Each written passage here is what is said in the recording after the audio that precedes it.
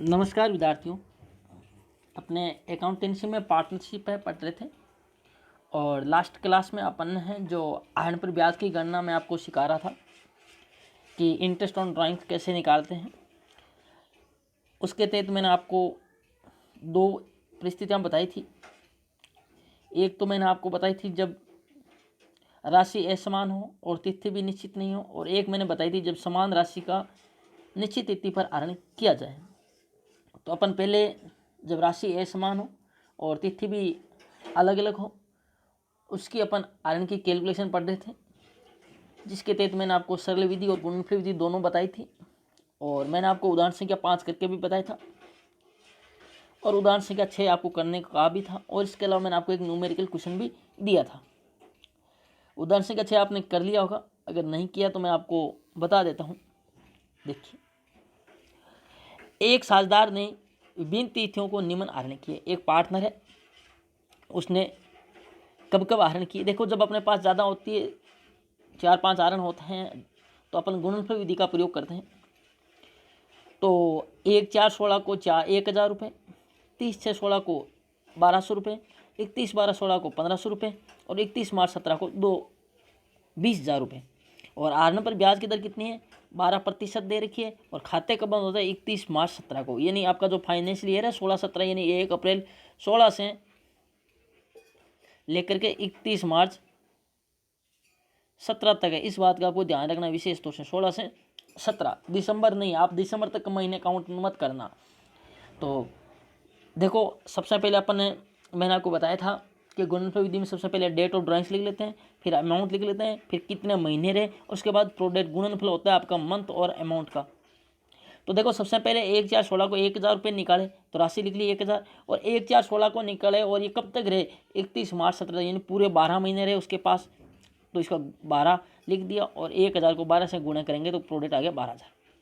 इसी प्रकार 30-6-16 को निकाले 1,200 रुपये, और ये कितने महीने रहे उसके पास? तो 30-6-16 से आपको गिनना है अप्रैल तक, जो है 1 अप्रैल तक, यानी 31 मार्च 2017 तक। तो 17 तक आपके महीने होते हैं 9। तो 12 को 100 को 9 से गुणा करेंगे तो ये आपके 10,800 आ जाएंगे। इसी प्रकार जो 31 दिसंबर 16 को निकालें, ये आपके 3 महीने रहेंगे, ये आपके 1,500 रुपये, 3 महीने, इसको गुणा करेंगे 4500। और जो लास्ट डेट को निकालें 31 मार्च 17 को, ये अगले साल में जाएंगे। इस साल जो अपना वित्तीय वर्ष 16-17, इस साल में आपके ने 20,000 निकाला और कितने दिन रहे? 0 दिन रहे, 0 मंथ रहे आपके पास, क्योंकि आपने फाइनेंशियल ईयर की लास्ट डेट को रुपए निकाले, तो 0 का 0 आ जाएगा। इस बात का आपको विशेष ध्यान रखना है लास्ट, क्योंकि ऐसे सवाल में आप इसका क्या कर लेते हैं, ज़्यादातर 1 कर लेते हैं, तो इसको ध्यान रखना 0। और कई बार लोग स्टूडेंट क्या करते हैं कन्फ्यूजन में, 0 से गुणा करके 20,000 को 0 से गुणा करते हैं और यहाँ पर 20,000 लिख देते हैं। तो इस बात का भी ध्यान रखना है, 0 से मल्टीप्लाई करने पर 0 ही आता है। अब इनका योग करेंगे अपन, तीनों का योग करेंगे तो ये आपके आ जाएगा 27,300 रुपये। और अब ये गुणनफल आ गया, आपको मैंने सूत्र बताया था गुणनफलों का योग। तो गुणनफलों का योग कितना आ गया? 27,300। ब्याज की दर 12% दे रखी है आपको, और बट्टा 100 × 12। तो 12 से 12 कैसे? 2 जीरो से 2 जीरो गया। ब्याज कितना आ गया? 273 रुपये। ये आपका हो गया उदाहरण संख्या 6। तो आपको समझ में आ गया होगा। इसके अलावा न्यूमेरिकल है, उसको अपन बात में करेंगे। पहले अपन अब बात करते हैं कंडीशन नंबर 2। ये देखो,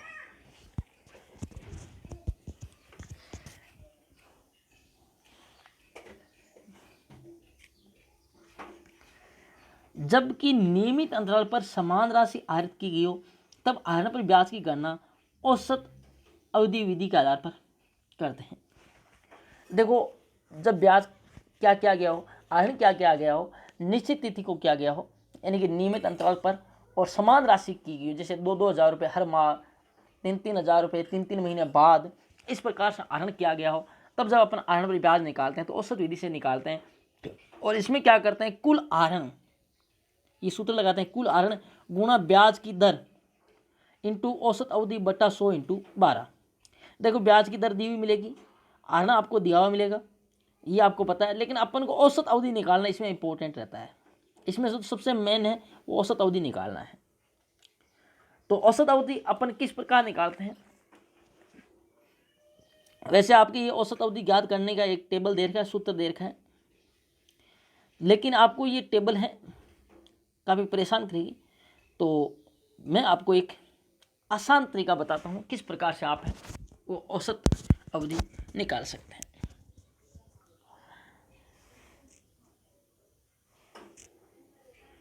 देखो, औसत अवधि निकालने का, औसत मान निकालने का तरीका आपको पता है। हरण के जो आपके हैं, इसमें कुछ इस प्रकार से तरीके हो सकते हैं कि साझेदार है, प्रत्येक माह आहरण करें। सबसे पहले अपन इस कंडीशन को लेते हैं, प्रत्येक माह आहरण करें, ठीक है, हर महीने आहरण करें। यानी कि साल में 12 महीने होते हैं, तो 12 महीने आहरण करें, प्रत्येक महीने आहरण करें। अब प्रत्येक महीने आहरण करने में अपने सामने 3 कंडीशन आए। प्रत्येक महीने की प्रथम तारीख को, प्रत्येक महीने के मध्य में और प्रत्येक महीने के अंत में। ये 3 कंडीशन होती है आपके सामने कि प्रत्येक महीने आहरण करें। जैसे जनवरी में आहरण किया, फरवरी में आहरण किया, लेकिन अब सामने एक कंडीशन होता है कि 1 जनवरी को आहरण करें, अगली बार 1 फरवरी को, 1 मार्च को, या फिर ये हो सकता है 15 जनवरी, 15 फरवरी, 15 मार्च, या फिर प्रत्येक माह के अंत में 31 जनवरी, अगर फरवरी 28 है या 29 फरवरी जो भी है, इस प्रकार मार्च, अप्रैल, इस प्रकार आहरण करें आपके एंड में। तो 3 कंडीशन होती है प्रत्येक माह के बाद कहें तो। इस प्रकार जब आपके सामने हो, प्रत्येक माह की प्रथम तारीख को, प्रत्येक माह के मध्य में, प्रत्येक माह के अंत में आहरण किया, तो कितने माह का औसत माह का ब्याज लगाया जाता है। तो आपको कुछ नहीं करना, साल में महीने कितने होते हैं, 12। अगर प्रत्येक माह की प्रथम तारीख को हो, तो जितने महीने हो, महीने को अपन वैल्यू दे देते हैं n, क्या मान लेते हैं n। अगर प्रथम तारीख की तो n में प्लस कर देंगे, अंतिम तारीख को तो माइनस में कर देंगे, ठीक है। जैसे मैं आपको फॉर्मेट बताता हूँ, जैसे कि अपन को मंथ को क्या मानते हैं, n मानते हैं। अगर प्रथम तारीख की बात हो तो अपन महीने 12 प्लस 1 बट्टा क्या कर देंगे, 2। अगर मध्य में तो 12 बट्टा 2, अगर अंत में है तो 12 माइनस 1। ये सीधी सी बात है। अगर अंत में, प्रत्येक महीने के अंत में आहरण कर रहा है तो आपके क्या लगेगा, ब्याज कम आएगा। क्यों? क्योंकि मान लो कि 1 जनवरी का है, जनवरी के 31 जनवरी का आहरण कर रहा है, तो आपको पता है सीधे से 31 दिन का ब्याज तो नहीं लगेगा, तो 1 महीना ऑलरेडी कम हो गया, तो इसका ब्याज क्या होगा, कम होएगा। अगर प्रथम आहरण कर रहा है प्रत्येक तारीख को, तो आपको पता है पूरे 12 के 12 महीने का काउंट हो जाएंगे बिल्कुल। तो इस प्रकार से अगर मध्य में करा तो 15 दिन का कम लगेगा। तो इस प्रकार से क्या है कि अंत के लिए तो अपन क्या कर देंगे, तो यानी यहाँ ब्याज ज़्यादा लगेगा, या उससे कम, या उससे कम। तो प्रथम में तो 12 प्लस 1, जितने मंथ है 12 महीने व्यापार चला है तो 12 महीने, 12 प्लस 1 बटा 2 कर देंगे। मध्य में तो सीधा 12 बटा 2, और अंत में तो 12 माइनस 1 बटा 2। इस प्रकार करना है। तो अपने औसत माह अगर कितने आ जाएंगे, 12 प्लस 1 13 बटा 2 करेंगे तो अपने आ जाएंगे 6.5 माह। यानी कि आपके प्रत्येक माह के प्रथम तारीख को आहरण करता है तो 6.5 माह का औसत ब्याज लगेगा। अगर मध्य में करता है तो 6 माह का, और अंत में करता है तो आपके 5.5 का। ध्यान रखना ये आपको, इस प्रकार आप निकाल सकते हैं। यानी कि अगर प्रत्येक माह की कोई साझेदार प्रथम तारीख को आहरण करता है तो 6.5 माह का ब्याज लगेगा, मध्य में करता है तो 6 माह का, और अंत में करता है तो 5.5 माह का औसत माह का ब्याज लगेगा। यानी अपन जिस भी अभी ऊपर सरल विधि से कर रहे थे, जहाँ पर अपन समय लिखते थे, वहाँ पर अब समय अपन ये लिखेंगे 6.5, 6, 5.5, जो अपन इस प्रकार से निकालेंगे। ये तो बात हुई प्रत्येक माह के प्रथम में, मध्य में, अंत में। अब आपके सामने ये हो सकता है, देखो प्रत्येक माह है, अब आपके सामने क्या हो सकता है कि प्रत्येक 2 माह, या प्रत्येक 3 माह, या प्रत्येक 4 माह, या प्रत्येक 6 माह, इस प्रकार हो सकता है आप सामने।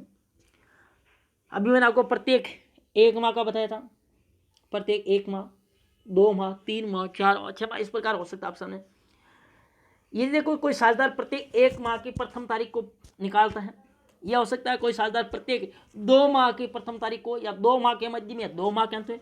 इसी प्रकार प्रत्येक साझेदार 3 माह के प्रथम तारीख को, 3 माह के मध्य में, 3। इसी प्रकार साझेदार 4 माह के प्रथम मध्य अंत, इसी प्रकार 6 माह के प्रथम मध्य अंत महीने में निकाल सकता है। तब अपन किस प्रकार निकालेंगे, देखो वही फॉर्मेट है, मैंने आपको कहा कि माह है वहाँ पर n। तो व्यापार जब तक आपको कुछ नहीं कहा तो व्यापार हमेशा साझेदारी, आपको पता है कि व्यापार का जो वित्तीय वर्ष होता है वो 12 माह का होता है, तो अपन को 12 माह मानना है कि उनका व्यापार है 12 माह चला, महीने 12 महीने, एक वित्तीय वर्ष की अवधि 12 माह की होती है। अब 2 माह की बात करें तो आपको करना क्या है, देखो आपको क्या करना है, अगर प्रथम में तो यहाँ पर n 12 ही रखना है आपको जब तक सवाल में कुछ नहीं किया जाए। अब आपको क्या करना है, देखो अगर मैंने आपको बताया प्रथम है, प्रत्येक माह के प्रथम है तो +1 कर दो, ठीक है। अब यहाँ प्रत्येक 2 माह के तो 12 + 2 कर दो। अगर 3 माह में तो क्या कर दो,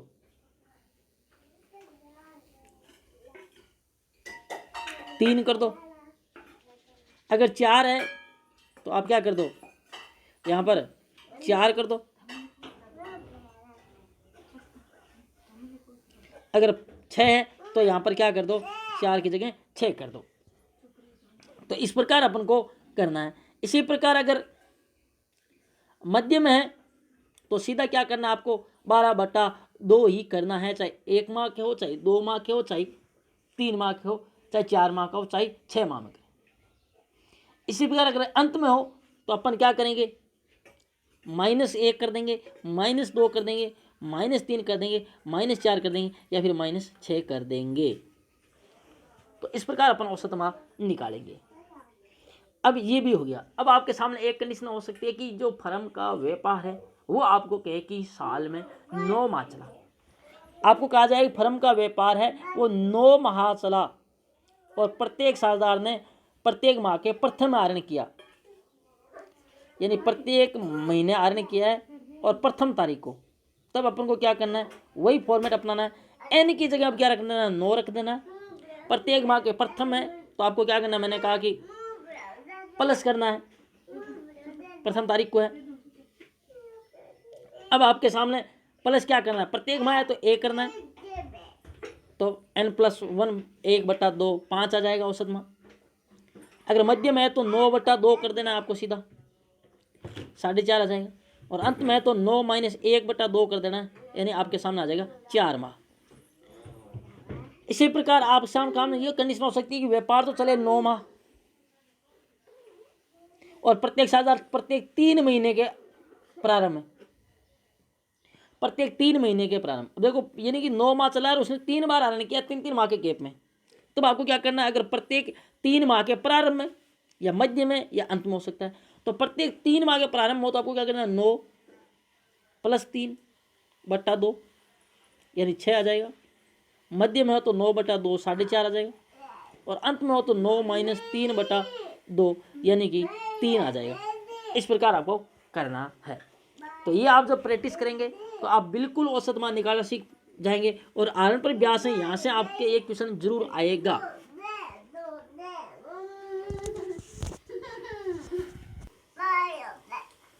तो अभी मैंने आपको है ये औसत मान निकालना का एक मैंने आपको सिंपल तरीका, साधारण तरीका बता दिया कि किसी भी प्रकार की क्वेश्चन में कंडीशन हो तो आप औसत मान निकाल सकते हैं। अब अपन टेबल है उसको आपको मैं बता देता हूँ, आप इस टेबल को ध्यानपूर्वक देखना और समझने की कोशिश करना, और एक बार इस टेबल को घर पे आप रफ रजिस्टर में नोट करना और आप उस तरीके से निकालने की कोशिश करा जिस तरीके मैंने आपको बताया है। जैसे कि अगर आप देख सकते हैं कि इसने आपको बताया सिचुएशन, मैंने आपको बताया कि अलग अलग परिस्थितियाँ हो सकती है बहुत सारी, इसमें जो टेबल में दे रखी इसके अलावा भी खूब सारी हो सकती है, क्योंकि इसने तो आपको केवल प्रत्येक माह के प्रारंभ और प्रत्येक मासिक और त्रैमासिक बताया, जबकि मासिक हो सकता है, द्विमासिक हो सकता है, त्रैमासिक होता है, 4 माह बाद हो सकता है, 6 माह आहरण हो सकता है, ठीक है। तो बहुत सारी कंडीशन हो सकती है, लेकिन अपन जो है मैंने आपको सारी कंडीशन बता दी एक ही तरीके से, किस प्रकार से आप सारी कंडीशन है वो एक ही तरीके से आप उसके औसत मान निकाल सकते हैं। तो देखो सबसे पहले इसने कहा है कि मासिक आहरण किया जाए। अगर मासिक आहरण किया जाए तो एक कंडीशन हो सकती है प्रत्येक माह के प्रारंभ में, एक हो सकती है प्रत्येक माह के अंत में, और एक प्रत्येक माह के मध्य में, ठीक है।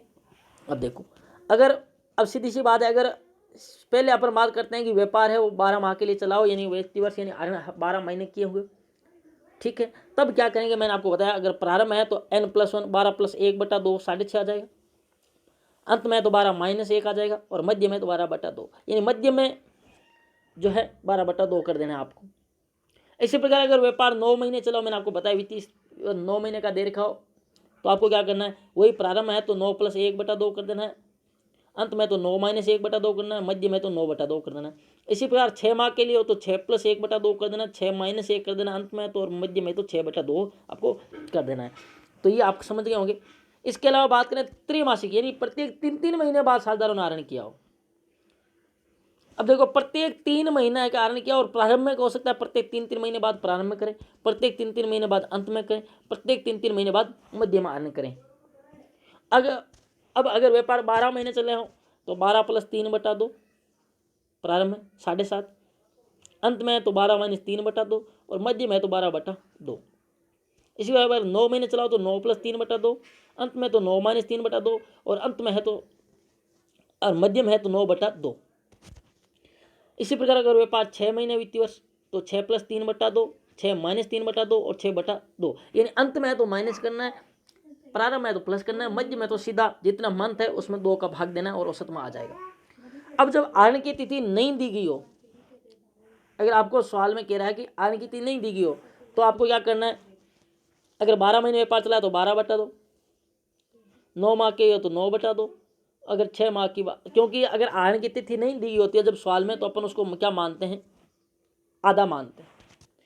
अगर 9 महीना तो 9/2 और 6 माह है तो 6/2, यानी अपन उसको क्या मानते हैं, मध्य तिथि को आहरण मानते हैं। तो ये थी आपके आहरण पर जो ब्याज की गणना करते हैं, उसमें औसत माह की अवधि की कैलकुलेशन किस प्रकार करते हैं। अब आज अपन जो है एक छोटा सा क्वेश्चन करते हैं। उदाहरण संख्या 7 है, ये मैं आपको करवा देता हूँ, और बाकी उदाहरण संख्या 8, 9, 10, 11 इनको आप खुद करना। 11 है जो आप देख लें, क्वेश्चन को नोट कर लें, आप वीडियो को रोक करके इनको सोल्व करने की कोशिश करें। उदाहरण संख्या 7 में आपको करवाता हूँ। अब देखें उदाहरण संख्या 7 आपके सामने क्या है, ये आपके सामने उदाहरण संख्या 7 है।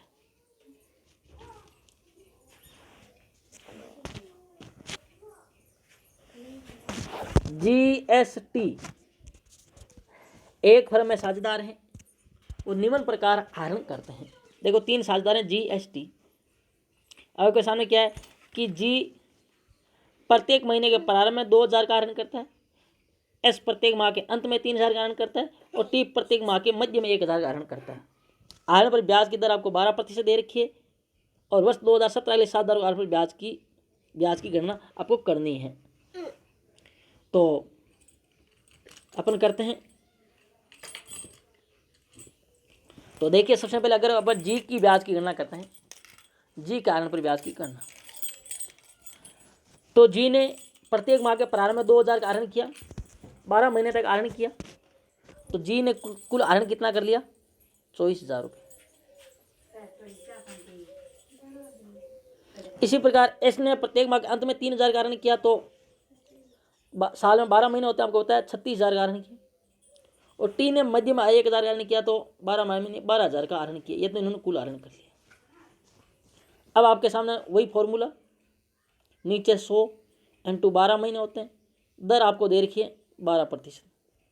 इसी प्रकार सेम इसी का भी 36,000 × 12/100 × नीचे 12। अब यहाँ पर सबको अपन का औसत मान लिखना है, और इसी प्रकार जो 12,000 है जो टी ने आहरण किया है, तो वही 12,000 अपन लिख दें, तो 12,000 यहाँ जगह नहीं है मेरे पास, स्पेस नहीं, आप लिख लेना वही चीज़ 12,000 × 12/100 × 12, 12% ब्याज की दर है। नीचे आपको पता है फॉर्मूला 100 × 12, क्योंकि जो मंथ में आपको क्वेश्चन दे रखे हैं। अब अपन को यहाँ लिखना है औसत माह, कि औसत माह कितना लिखें। तो अब देखो तीनों का अलग अलग औसत माह है, क्योंकि तीनों ने अलग अलग है जो समय में आहरण किया है, जी, एस और टी का। अब देखते हैं, जी ने माह के प्रारंभ में किया। अब मैंने आपको बताया कि प्रत्येक माह के प्रारंभ में किया, और वर्ष में 12 महीने, तो 12 + 1/2, तो जी के लिए औसत माह कितना हो जाएगा, 6.5। एस ने प्रत्येक माह के अंत में किया है 3000 का, तो अंत के लिए मैंने बताया माइनस कर दो, 12 - 1/2 यानी कि 5.5, और टी ने मध्य में किया तो 12/2 यानी कि 6। तो ये औसत मान की जगह लिखेंगे। अब अपन देखो जी का मैं आपको करता हूँ, तो जी का टोटल आरण कितना हो गया 24,000 इंटू 12 बट्टा 100 इंटू 12 इंटू औसत मान कितना आया जी का, आपको पता भी अपन ने निकाला है कितना आया 6.5। कैलकुलेशन करते हैं 12 से 12 कट के 2 जीरो से 2 जीरो कट के, तो 240 को 6.5 से गुणा करते हैं, तो आप कीजिए, तो इसको आप मल्टीप्लाई कीजिए 240 है, इसको आप क्या कीजिए मल्टीप्लाई कीजिए। तो जब आप इसको मल्टीप्लाई करेंगे तो आपके सामने देखो मैं आपको गुणा करके बता देता हूँ। 0 20 की शून्य हासिल 2 12 ये आपके 0 4,